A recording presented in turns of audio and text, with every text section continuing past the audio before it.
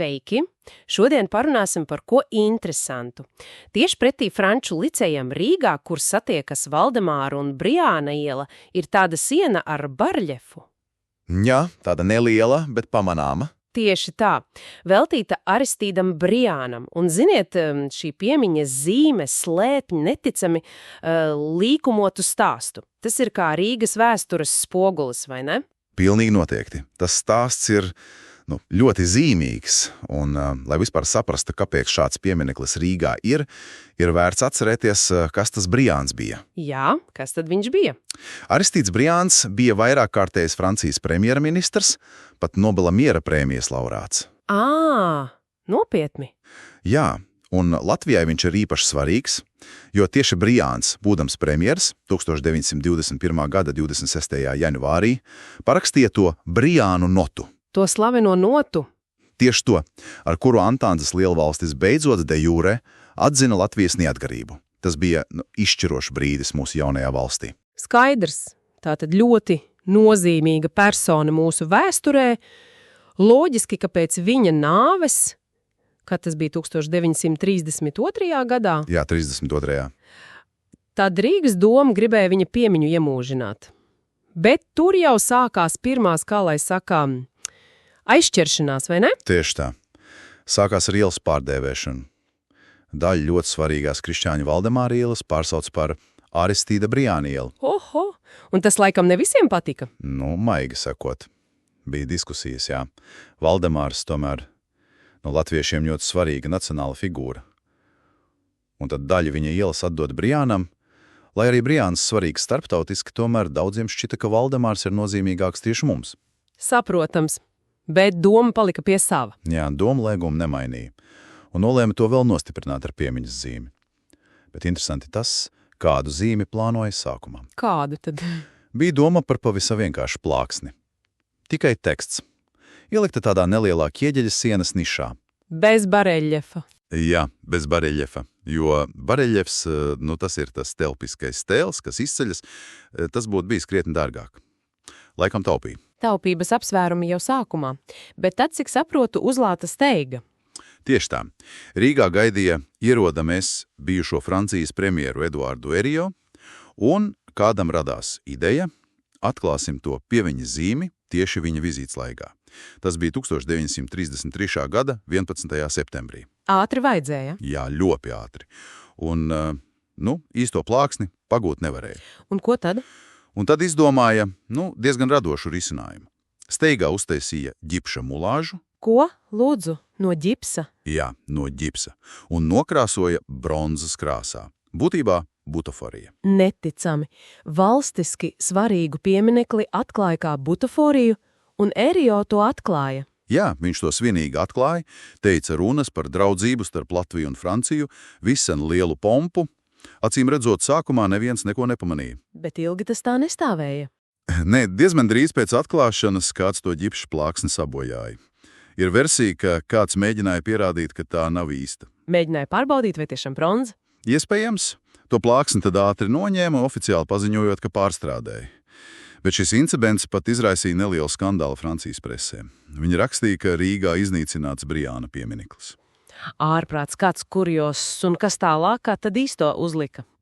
Īsto plāksni uzstādīja tā paša 1933. gada septembra beigās. Bet stāsts nebeidzās arī ar to. Vēl kaut kas? Jā, izrādījās, ka tekstā Aristidam Briānam, Francijas lielam valsts vīram, bija gramatiska kļūda. Nopietni. Kļūda pieminekla tekstā? Tieši tā. Vajadzēja būt locījumam lielajam, bet bija lielam. Kuns, un to neizlaboja? Acīm redzot, nē. Varbūt naudas vairs nebija pēc visām tām ziepēm ar mulāžu, vai arī, vienkārši neizlaboja. Tā plāksne tur stāvēja gadiem. Un tad jau nāca lielās vēstures pārmaiņas, karš, okupācijas. Kas notika ar piemineklu un ielu? Jā, tie laiki atnesa pamatīgas pārmaiņas.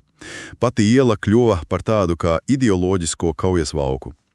1941. gadā padomju vara to pārdēvēja par Andri Barbisa ielu. Kas bija Barbis? Franču rakstnieks, komunists, tātad ideoloģiski pareizs. Pēc tam nāca vācu okupācija un ielu atkal pārdēvēja par Vilhelma Ostvalda ielu. Tas ir tas Nobela prēmijas laureāts, kas Rīgā dzimis? Tieši tas. Bet pēc 1944. gada, kad padomju vara atgriezās, nosaukums atkal bija Anri Barbisa iela. Un Briāna plāksne. To, protams, kara laikā noņēma. Tā niša palika tukša diezgan ilgi. Bet ne pavisam. Nē. 1964. gadā tajā pašā nišā uzstādīja jaunu piemiņas zīmi, šoreiz bronzas bareļefu Anri Barbisam. Telnieks bija Valdis Albergs. Interesanti, ka daudzi rīdzinieki jau bija aizmirsuši par to Briāna plāksni. Viņiem šis Barbisa bareļefs likās kā kaut kas pilnīgi jauns. Jā, vēsturiskā atmiņa mēdz būt īsa. Un kas notika pēc neatkarības atjaunošanas? Loģiski, ka Barbisi noņēma? Jā, Barbisa barjeļiefu demontēja.